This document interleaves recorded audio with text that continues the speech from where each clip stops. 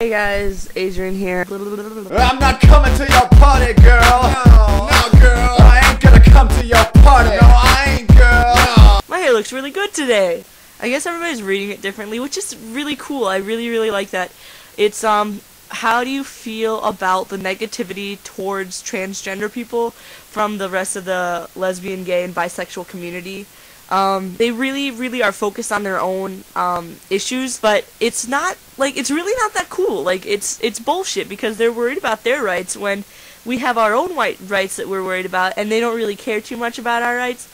So it's whatever. Why we're grouped together? It's because we're sexual minorities, regardless of the fact that our transgenderism has nothing to do with our orientation. A lot of lesbians and gays and bisexuals are like, you guys shouldn't even be here because you're not about orientation. But it's like, okay, that's fine. People are like, okay, so like, you're transgender and I don't like you because you will ruin all of our gay rights and our gay marriage. I'm not gonna be the one ruining this for you. I'm just trying to live my life normally. Okay, well, transgender people, you know, we can work on your rights after we get gay marriage and after blah blah blah. But also, you guys, I don't know if any of you thought about this, but bisexuals really get a lot of blunt too, because, excuse me, with a woman as an example, if they're walking down the street with a man, they're viewed as straight. If they're walking down the street with a woman, they're viewed as gay. So it's really a lose-lose situation for them, and it sucks for us. So I think that the B and the T need to break off because the L and the G are just a little bit too sassy for my taste. It sucks. It really sucks because we've got no one else to lean on except each other now.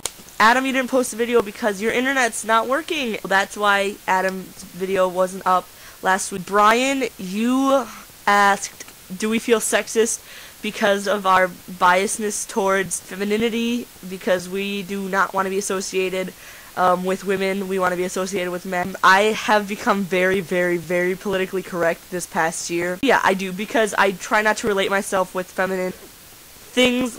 I don't want to do feminine things because I don't want to be viewed as a woman. But what really bugs me is who is to say what is woman and what is man, and who is to say what is feminine and what is masculine. It's a bunch of bullshit that our society puts out there. Yeah, I do feel sexist a lot because of the things I do or say. Julian, you asked our views about Thomas Beatie. Respect all trans men that go out and decide to have a baby, because I can understand wanting to have your own child and not being able to father your own child. But I respect any trans man who goes out there and has their own child. I hate when people say they're to be a man, but he's not a man. He's trying to pop some babies out. That's bullshit. Because we just want to have our own kids. If you realize, like, everybody knows something about trans people, and if they don't know the right thing, they know the wrong thing, and the things that we don't want them to know, like how all trans people are trannies and they are sex workers. And, like, that's bullshit. I respect him, but I don't think that I agree with him. And I really hate that he blew up into this huge thing. I hate that the organizations were like, Thomas Beatie, don't you dare do this, you're gonna ruin us. But I hate that, he made this so big. Why'd you go on Oprah, dude? Like, I understand you wanting people to understand, but you have brought us back, like, 5 steps. People are treating us like we're freaks now. Which sucks, because I don't want to be a freak. That's how I feel every fucking day, but I'm not a freak. I'm just different. That's a pretty messy subject, and it really takes a lot of contradicting and analyzation and digging to even comprehend how someone feels about that.